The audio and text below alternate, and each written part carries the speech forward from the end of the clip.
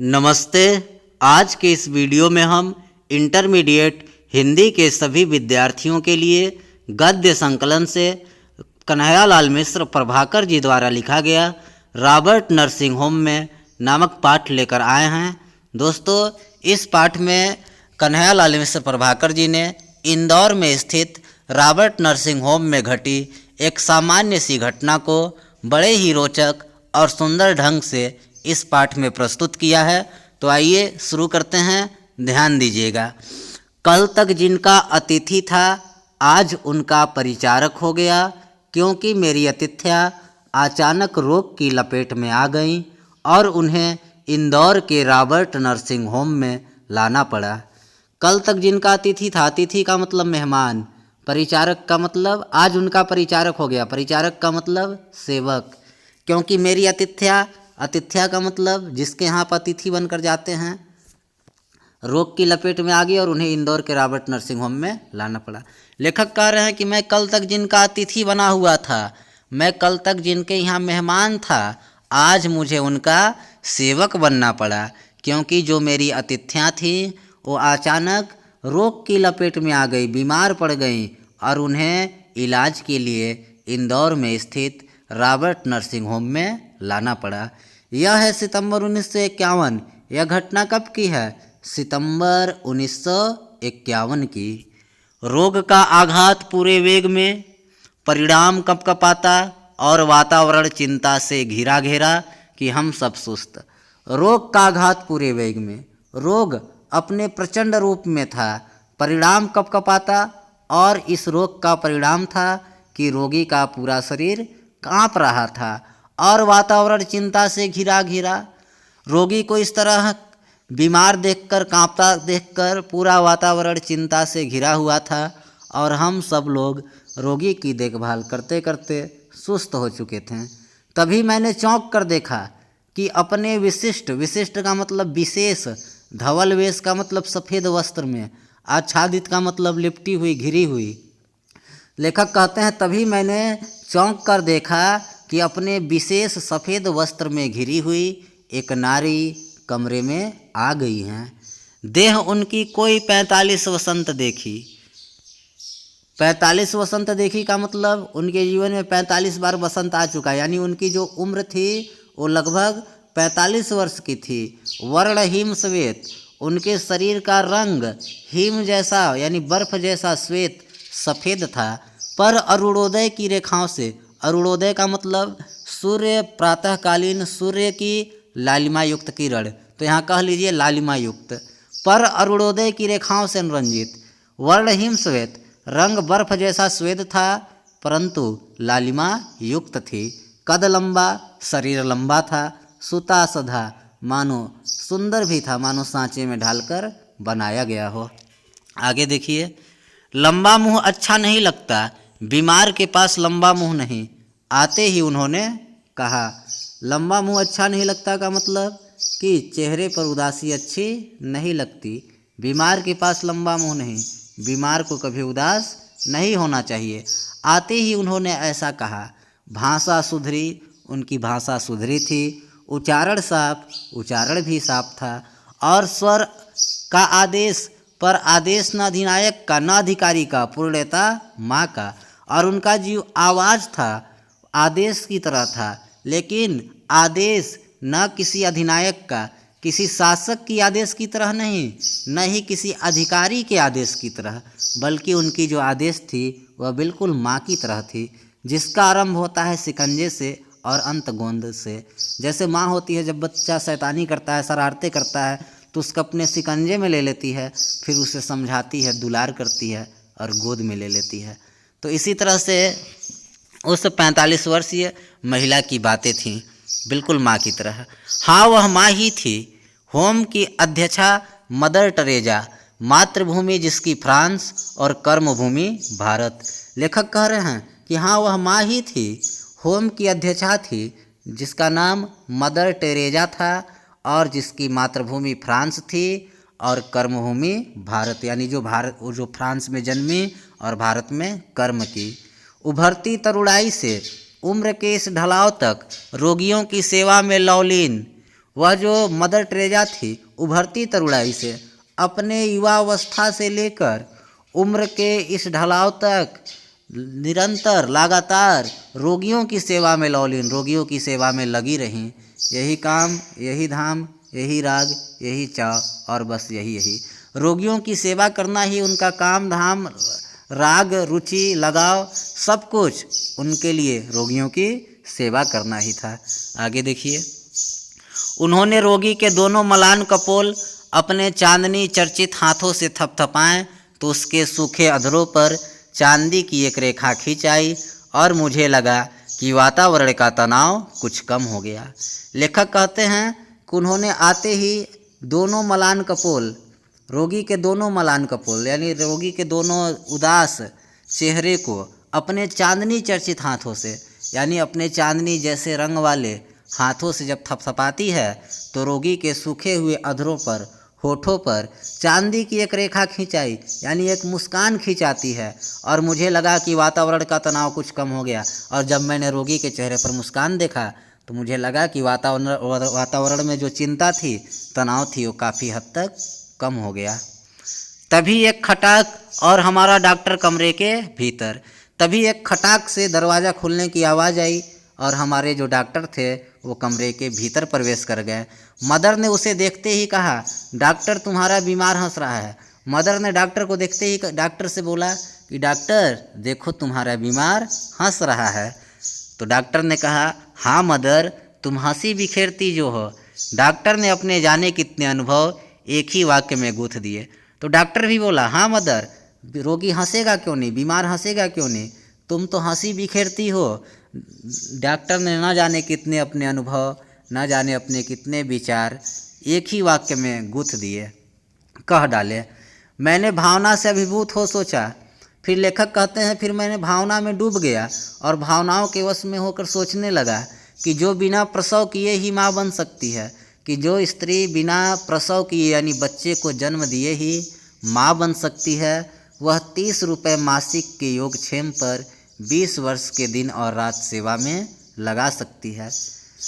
वही स्त्री मात्र 30 रुपये के योगक्षेम पर यानी वेतन पर जीवन का 20 वर्ष और दिन रात पूरा सेवा में लगा सकती है और वही पीड़ितों के, दुखियों के तड़पते जीवन में हंसी भी बिखेर सकती है।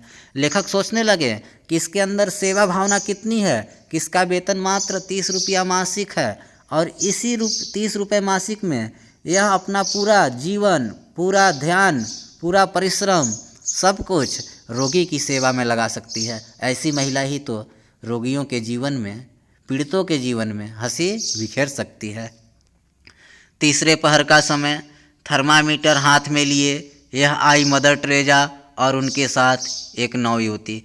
लेखक कहते हैं, अब रॉबर्ट नर्सिंग होम में हमारा तीसरे पहर का समय हो चुका था। थर्मामीटर हाथ में लिए मदर टेरेसा आई और उनके साथ इस बार एक युवती भी आई, उसी विशिष्ट धवल वेश में। वह युवती भी मदर टेरेसा की तरह ही विशिष्ट सफ़ेद वस्त्र धारण की थी, गौर और आकर्षक थी।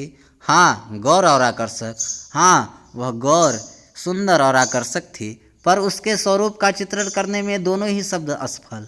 लेखक कहते हैं कि वह इतनी सुंदर और आकर्षक थी कि उसके लिए गौर और आकर्षक शब्द उसके स्वरूप का चित्रण कर पाने में असमर्थ हैं। यूँ कहकर उसके आसपास आ पाऊँगा कि शायद चांदनी को दूध में घोलकर ब्रह्मा ने उसका निर्माण किया हो। लेखक कहते हैं वह युवती जो मदर टेरेसा के साथ आई, उसकी हम इस तरह से प्रशंसा शायद कर सकते हैं कि शायद ब्रह्मा ने चांदनी को दूध में घोलकर उस युवती को बनाया होगा। इस तरह से उसका रूप सौंदर्य था। रूप और स्वरूप का एक देवी सांचा सी वह लड़की रूप और सौंदर्य की एक दिव्य सांचा लग रही थी। नाम उसका क्रिस्टहेल्ड और उस युवती का नाम क्रिस्टहेल्ड था और उसकी जन्मभूमि जर्मनी थी। मदर टेरेसा की जन्मभूमि कहाँ थी? फ्रांस, और क्रिस्टहेल्ड की जन्मभूमि जर्मनी।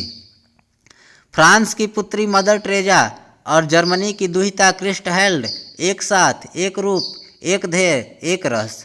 लेखक कहते हैं कि फ्रांस की पुत्री मदर टेरेसा और जर्मनी की दुहिता यानी पुत्री क्रिस्टहेल्ड एक साथ रॉबर्ट नर्सिंग होम में सेवा करते थे। दोनों का एक जैसा रूप था, एक ध्येय, एक ही लक्ष्य था, रोगी का सेवा करना, एक रस और एक ही तरह की आनंद आता था। यानी रोगियों की सेवा में ही उन्हें आनंद आता था, खुशियाँ मिलती थी। तुम्हारा देश महान है, जो युद्ध के देवता हिटलर को भी जन्म दे सकता है और तुम्हारे जैसे सेवाशील बालिका को भी। मैंने उससे कहा तो दर्प से दीप्त हो वह स्टैचू हो गई और अपना दाहिना पैर पृथ्वी पर वेग से ठोक कर बोली, यस यस। मैंने कहा तुम्हारा देश महान है, जो युद्ध के देवता हिटलर को जन्म से दे सकता है और तुम्हारे जैसे सेवाशील बालिका को भी। लेखक कहते हैं, मैंने मदर टेरेसा से कहा कि तुम फ्रांस की रहने वाली हो और तुम्हारा देश फ्रांस एक बहुत ही महान देश है, क्योंकि वह युद्ध के देवता हिटलर को भी जन्म दिया है एक तरफ, और दूसरी तरफ तुम्हारे जैसी सेवाशील बालिका को भी जन्म दिया है। यह सुनकर वह गर्व से झूम उठी और स्टैचू हो गई, चुपचाप हो गई और अपना दाहिना पैर पृथ्वी पर उठाती है और वेग से तेजी से ठोक कर बोलती है, यस यस, हाँ हाँ आप ठीक कहते हैं। वह दूसरे कमरे में चली गई। वह युवती दूसरे कमरे में चली गई तो मैंने मदर टेरेसा को टटोला। फिर मैं, लेखक कहते हैं, फिर मैंने मदर टेरेसा को टटोला, यानी मदर टेरेसा को जानना चाहा।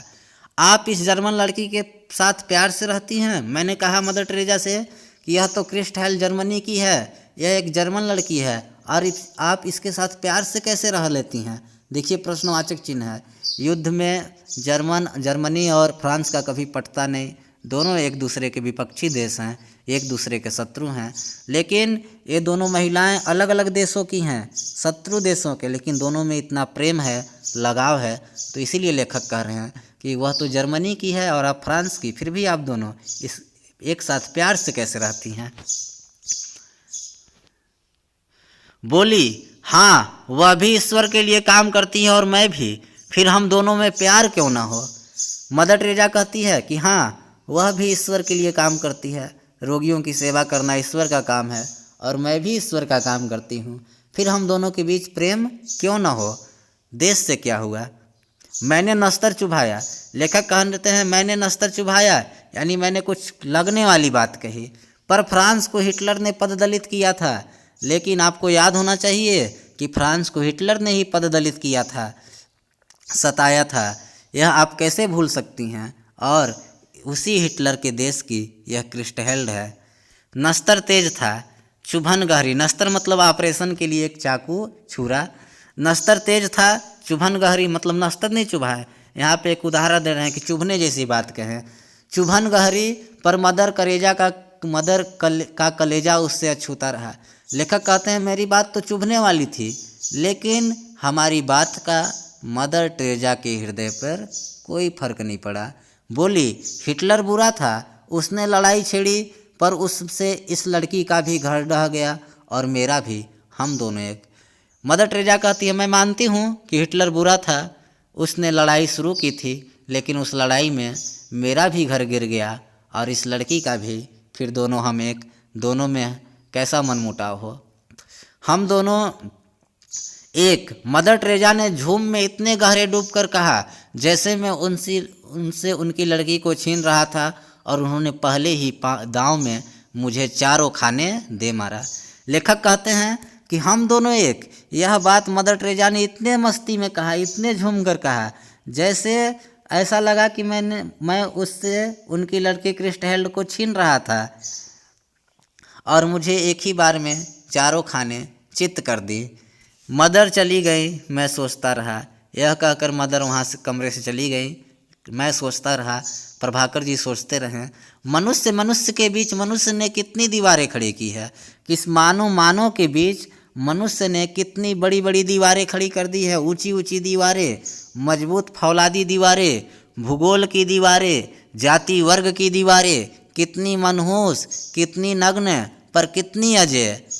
मतलब लेखक सोचने लगे कि एक तरफ देखिए इन दोनों को और एक तरफ पूरे संसार को देखिए कि मानव के बीच कितना फर्क है। इंसान ने इंसान को ही कई सारे मजबूत फौलादी दीवारों से बांट दिया है, जिससे जीत पाना, गिरा पाना बड़ा कठिन है।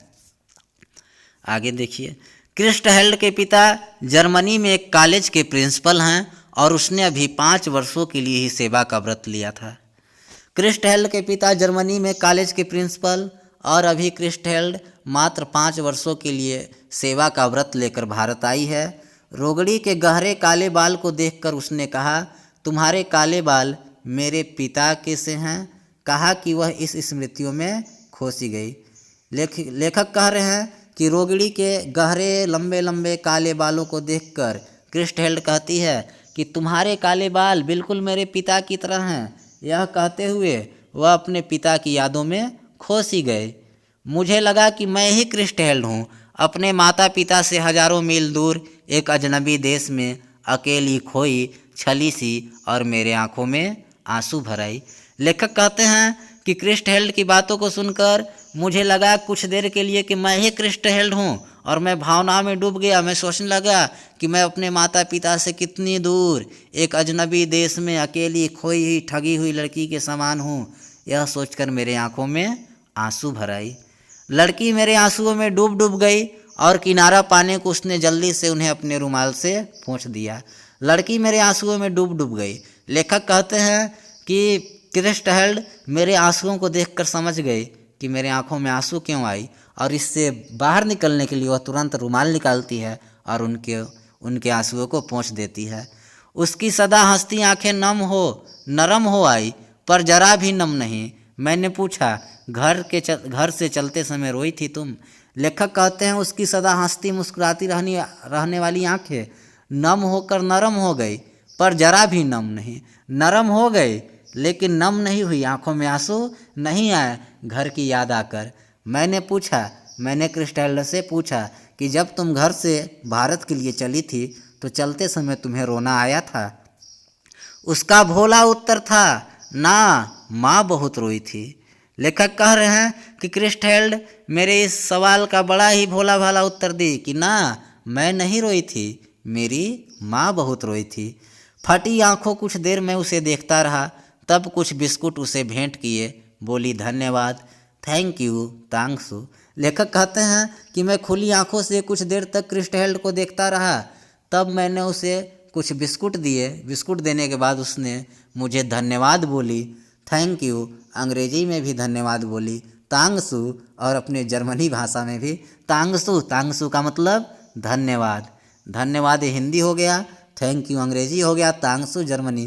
तीनों भाषाओं में एक साथ बोली कि धन्यवाद, थैंक यू, तांगसू। वह अक्सर हिंदी, अंग्रेजी, जर्मन भाषाओं के शब्द मिलाकर बोलती है। हम सब हंस पड़े और हंसती हंसती भाग गए। लेखक कहते हैं कि क्रिस्टहेल्ड के धन्यवाद को सुनकर हम सब हंसने लगे और वह हंसते हंसते शर्माकर कमरे से चली गई। मदर टेरेसा बातों के मूड में थी। मैंने उनके हृदय मानस में चोर दरवाजे से झांका। मदर घर से आने के बाद फिर आप घर नहीं गई। लेखक कहते हैं कि मुझे लगा कि मदर टेरेसा भी शांत हैं, बात करने की मूड में हैं। फिर मैंने उनके हृदय और मन में चोर दरवाजे से झांका, यानी मैंने सोचा और पूछा कि मदर, जब आप घर से आई हैं उसके बाद फिर अपने घर नहीं गई, कभी मिलने जुलने भी नहीं? क्या कान अपना काम कर चुके थे, वाड़ी को अपना काम करना था? लेखक कहते हैं कि कान अपना काम कर चुके थे, यानी मदर टेरेसा मेरे इस प्रश्न को सुन चुकी थीं, वाड़ी को अपना काम करना था, अब उन्हें बस उत्तर देना था। पर मदर ने उसकी राह मोड़ दी, उस बात से अलग चल गई। तब मैंने सुनी यह कहानी। फिर लेखक ने एक कहानी सुना मदर टेरेसा के मुख से। क्या कि कई वर्ष हुए फ्रांस में विश्व भर के पूजा गृहों का एक सम्मेलन हुआ। भारत की 2 मदर भी प्रतिनिधि होकर उस सम्मेलन में गई। कई वर्ष पहले फ्रांस में दुनिया भर के जो पूजा गृह थे उनका एक सम्मेलन हुआ, मीटिंग हुआ, और उस सम्मेलन में भारत का प्रतिनिधित्व करने 2 मदर भारत से गईं और वे दोनों मदर फ्रांस की ही थीं और उनके माता पिता फ्रांस में ही थे। उन्हें पता था कि वर्षों बाद हमारी पुत्रियां घर आ रही हैं। दोनों माताएं अपने पुत्रियों का स्वागत करने जहाज पर आईं, पर विचित्र बात यह हुई कि वे दोनों अपने पुत्रियों को पहचान न पाई और आपस में कहती रही कि तुम्हारी बेटी कौन सी है। अंत में उनका नाम पूछा और तब गले मिली।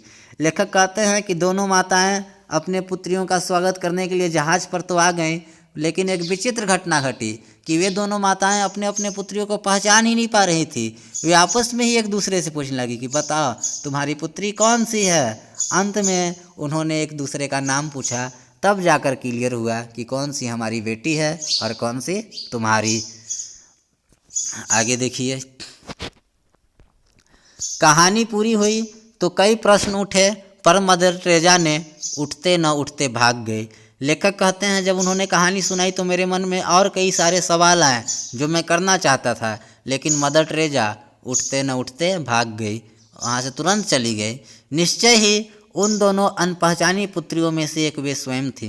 लेखक कह रहे हैं कि मुझे निश्चय ऐसा लग रहा है कि अभी जो फ्रांस वाली वो घटना बताएं कि 2 पुत्रियां भारत से गई फ्रांस, उनके माता पिता नहीं पहचान पाए, तो वे दोनों पुत्रियों में एक निश्चय ही मदर टेरेसा ही थी। बस इतना ही एक दिन मैं उनसे और कहला सका। लेखक कहते हैं कि अब इसके बाद सिर्फ मैं इतना ही उनसे कहला सका कि घर से बहुत चिट्ठी आती है तो मैं यहाँ किसी स्थान का फ़ोटो भेज देती हूँ। मदर टेरेसा ने कहा कि घर से तो बहुत चिट्ठी आती है तो मैं भी यहाँ से किसी स्थान का फ़ोटो भेज देती हूँ। रोग पूरे उभार पर था, रोगी के लिए असह्य।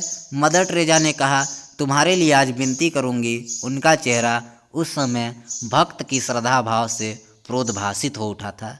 रोग अपने पूरे प्रचंड रूप में था, रोगी के लिए असह्य, रोगी के लिए असहनीय था। मदर टेरेसा ने रोगी के लिए कहा कि मैं आज तुम्हारे लिए ईश्वर से प्रार्थना करूंगी। उस समय उनका चेहरे पर भक्ति भावना स्पष्ट रूप से झलक रही थी। रोगी ने कहा कल भी करना मदर। मदर के स्वर में मिश्री पर कूजे की थी, जो मिठास तो तुरंत देती थी पर घुलती तुरंत नहीं, और बल का प्रयोग हो तो मसूड़े तक को छीन लेती है। रोगी कहता है कल भी करना मदर, क्या प्रार्थना कि मदर कल भी तुम मेरे लिए विनती करना। देखिए, मदर के स्वर में मिश्री पर कूजे की थी। मदर की आवाज़ मिश्री की तरह मीठी थी, उनकी आवाज़ में मिश्री की तरह मिठास थी, पर मिश्री कूजे की थी, बड़ी बड़ी दाने वाले, जो मिठास तो तुरंत देती थी पर मुंह में तुरंत घुलती नहीं है, और अगर ज़बरदस्ती बलपूर्वक चबाने का प्रयास किया जाए तो मसूड़े को भी छील देती है। तो बोली, मदर टेरेसा बोली ना, कल उसके लिए करूँगी जिसे सबसे अधिक कष्ट होगा, जैसे 1000 वाट का बल्ब मेरी आंखों में कौंध गया। मदर बोलती है नहीं, कल मैं तुम्हारे लिए नहीं, कल उसके लिए प्रार्थना करूँगी जिसको सबसे ज़्यादा कष्ट होगा। लेखक को यह सुनकर ऐसा लगा जैसे 1000 वाट का बल्ब उनकी आंखों में कौंध गया हो, चमक गया हो। वह स्तब्ध रह गए। आगे देखिए, मैंने बहुतों को रूप से पाते देखा था, बहुतों को धन से और गुणों से भी बहुतों को पाते देखा था, पर मानवता के आंगन में समर्पण और प्राप्ति का यह अद्भुत सौम्य स्वरूप आज अपनी ही आंखों देखा कि कोई अपनी ही पीड़ा से किसी को पाए और किसी का उत्सर्ग सदा किसी की पीड़ा के लिए सुरक्षित ही रहे। समझिएगा, मैंने बहुतों को रूप से पाते देखा था, बहुतों के धन से गुणों से भी बहुतों को पाते देखा था, लेकिन आज पहली बार ऐसी हुआ कि मानवता के आंगन में, इंसानियत के आंगन में समर्पण और प्राप्ति दोनों का अद्भुत सौम्य समावेश, एकरूपता पहली बार अपनी ही आंखों से यहाँ देखा मदर टेरेसा के अंदर, कि कोई कैसे अपनी पीड़ा से किसी को पाए, कि कोई कैसे अपने को दर्द देकर किसी को खुश करे, और किसी का त्याग हमेशा के लिए किसी की पीड़ा को दूर कर दे। मदर टेरेसा अपना देश, अपने माता पिता सब कुछ त्याग कर यहाँ रोगियों की सेवा कर रही थी। तो वह सुंदर भी थी और उनके अंदर मानवता और इंसानियत भी कुट कुट कर भरा हुआ था। आगे देखिए, ऊपर के बरामदे में खड़े खड़े मैंने एक जादू की पुड़िया देखी, जीती जागती जादू की पुड़िया। आदमियों को मक्खी बनाने वाले काम रूप का जादू नहीं, मक्खियों को आदमी बनाने वाले जीवन का जादू। होम की सबसे बुढ़िया मदर मार्गरेट। लेखक कहते हैं तभी मैंने बरामदे में खड़े खड़े मैंने एक जादू की पुड़िया देखी, जीती जागती जादू की पुड़िया। आदमियों को मक्खी बनाने वाले कामरूप असम के स्त्रियों की जादू। कामरूप का मतलब असम का पुराना नाम है, तो लेखक कहते हैं कि मैंने बरामदे में खड़े खड़े एक जादू की पुड़िया देखी और जीती जागती चलती फिरती जादू की पुड़िया। आदमियों को मक्खी बनाने वाली जादू नहीं, बल्कि मक्खियों को आदमी इंसान बना देने वाली, जानवरों को इंसान बना देने वाली जीवन का जादू देखी। होम की सबसे बुढ़िया मदर मार्गरेट, मैंने होम की सबसे बुढ़िया सबसे वृद्ध मदर मार्गरेट को देखा। कद इतना था कि उन्हें गुड़िया कहा जा सके। कद उनका ज़्यादा लंबा नहीं था, इतना था कि उन्हें गुड़िया कहा जा सकता था। पर उनकी चाल में गजब की चुस्ती, लेकिन चाल में चुस्ती थी, फुर्तीला थी। कदम में फुर्ती, व्यवहार में मस्ती, और व्यवहार भी हंसी मजाक मस्ती से भरी हुई थी। हंसी उनकी यो थी कि मोतियों की बोरी खुल पड़ी हो और काम यूं की मशीन मात माने। लेखक कहते हैं कि मदर मार्गरेट की हंसी मुस्कुराहट इस तरह थी जैसे मोतियों की बोरी खुल गई हो और उससे मोती झर रहे हों, और काम भी इस तरह से करती थी, इतनी फुर्तीले तरीके से कि मशीन मात माने, कि मानो मशीन भी हार मान जाए। भारत में 40 वर्षों से सेवा में रसलीन मदर मार्गरेट भारत में पिछले 40 वर्षों से सेवा दे रही थी। जैसे और कुछ उन्हें जीवन में अब जानना भी तो नहीं। मदर मार्गरेट इस तरह सेवा में लीन थी जैसे उनके जीवन का ध्येय ही है सेवा, और उन्हें अपने इस जीवन में सेवा के अलावा और कुछ करना नहीं, कुछ कमाना नहीं, कुछ पाना नहीं है। आगे देखिए, ऑपरेशन के लिए एक रोगी आया, इस आराम में पला जीवन, कहने की बेचारे को आदत, सहने का उसे क्या पता, पर कष्ट क्या पात्र की क्षमता देख कर आता है। लेखक कहते हैं तभी ऑपरेशन के लिए एक रोगी आया। इस आराम में पला हुआ रोगी था, कहने की बेचारे को आदत, इस आराम उसकी आदत थी, सहने का उसे क्या पता, लेकिन उसे क्या पता कि इस आराम के बदले हमें क्या सहना पड़ेगा। पर क्या कीजिएगा, कष्ट क्या किसी को देख कर आती है, रोग किसी को देख कर लगती है, नहीं, किसी को भी हो सकती है। मदर मर जाऊंगा, उसने विह्वल होकर कहा। आते ही रोगी कहा, मदर मैं मर जाऊंगा, बिल्कुल निढाल होकर। वातावरण चित्कार की विह्वलता से भर गया। रोगी के इस दुख भरे चित्कार से पूरा वातावरण भर गया, पर बूढ़ी मदर की हंसी के दीपक ने झपकी तक नहीं खाई। लेकिन बूढ़ी मदर मार्गरेट की जो हंसी थी वो झपकी तक नहीं खाई, उनके चेहरे से हंसी नहीं गई, वह मुस्कुराती रहीं। बोली, कुछ नहीं कुछ नहीं, आज है एवरीथिंग, कल समथिंग, और बस तब नथिंग। और वे इतने ज़ोर से खिलखिलाकर हंसी कि आसपास कोई होता तो झेप जाता। लेखक कह रहे हैं कि रोगी के चीख पुकार को सुनकर मदर मार्गरेट बोली कि कुछ नहीं कुछ नहीं कुछ नहीं होगा, चिंता मत करो, आज है एवरीथिंग, सब कुछ आज है एवरीथिंग, आज तुम्हें ज़्यादा पीड़ा है, कल समथिंग, कल कुछ कुछ रहेगा, और बस तब नथिंग, और परसों कुछ नहीं रहेगा, तुम बिल्कुल स्वस्थ हो जाओगे। यह कहने के बाद वह इतने ज़ोर से खिलखिलाकर हंसी, इतने ज़ोर से कि अगर कोई आसपास होता तो झेप जाता, गुस्सा आ जाता।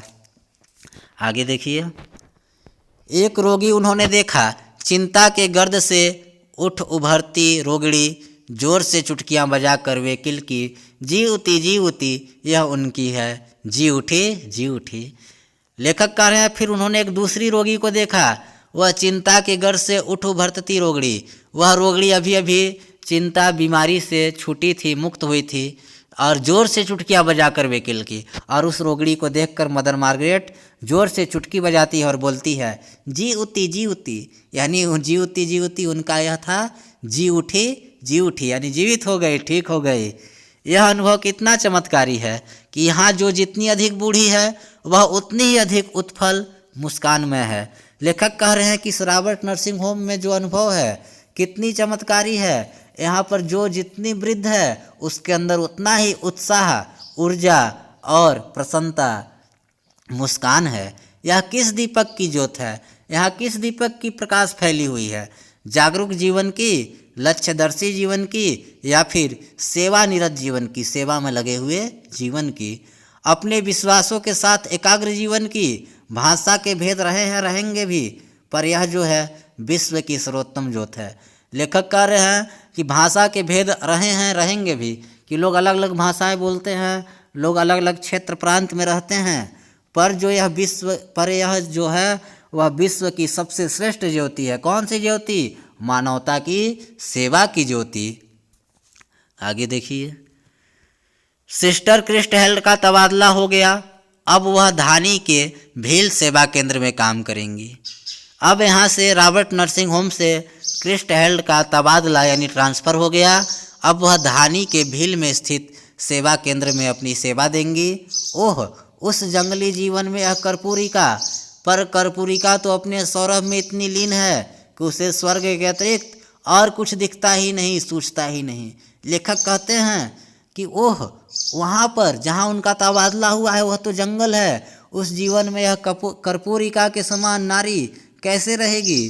पर उसे तो वह तो अपने सेवा के सुगंध में इतनी डूबी हुई है कि उसे सेवा के अलावा, रोगियों की देखभाल के अलावा और कुछ दिखता नहीं, कुछ समझ में नहीं आता।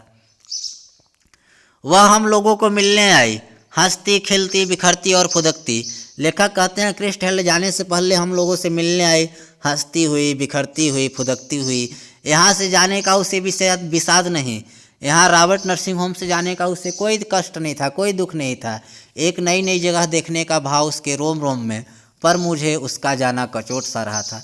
वह दूसरे रोगियों से मिलने चली गई। लेखक कह रहे हैं कि क्रिस्टहेल्ड को यहाँ से जाने का कोई वो नहीं था, यहाँ से जाने का कोई दुख नहीं था, बल्कि एक नई जगह पर जाने का आनंद था, उत्साह था। पर उसका यहाँ से जाना मुझे काट सा रहा था। इसके बाद वह अन्य रोगियों से मिलने चली गई।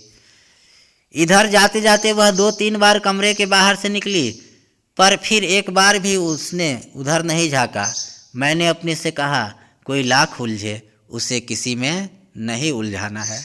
लेखक कहते हैं कि यहाँ हमारे पास से जाते समय वह 2-3 बार कमरे के बाहर से निकली आए, फिर भी वह एक बार भी मेरी तरफ नहीं देखी। मैंने अपने आप से कहा कि कोई लाख उलझे, लेकिन उसमें उलझना नहीं है, छोड़ो, जाने दो। और तब सिस्टर क्रिस्टहेल्ड का सच यह है कि सिस्टर मदर वर्ग का निसंग, निर्लिप्त, निर्द्वंद जीवन पूरी तरह मेरे मानस चक्षुओं में समा गया। और फिर मैंने अपने ही आप कहा, सिस्टर क्रिस्टहेल्ड, हम भारतवासी गीता को कंठ में भरकर धनी हुए हैं, पर तुम उसे जीवन में ले कृतार्थ हुई हो। लेखक कह रहे हैं कि तब सिस्टर क्रिस्टहेल्ड का सच यह है कि सिस्टर मदर वर्ग का निस्संग, निर्लिप्त, निर्द्वंद जीवन पूरी तरह से मेरे मानस चक्षुओं में समा गया। लेखक कहते हैं कि क्रिस्टहेल्ड और बाकी जितनी नर्सिंग होम की मदर थी, उनका निस्वार्थ, निर्लिप्त और निर्द्वंद जीवन जो था, सेवा का जीवन, वह पूरी तरह मेरे मन और आँखों में समा गया। फिर मैंने अपने आप से कहा कि सिस्टर क्रिस्टहेल्ड, हम भारतवासी को तो गीता को बस अपने कंठ में रखते हैं, लेकिन तुम इसे अपने आचरण में, अपने जीवन में ढालकर सचमुच में कृतार्थ किया है। आप लोग बड़े धन्य हो। कन्हैयालाल मिश्र, प्रभाकर।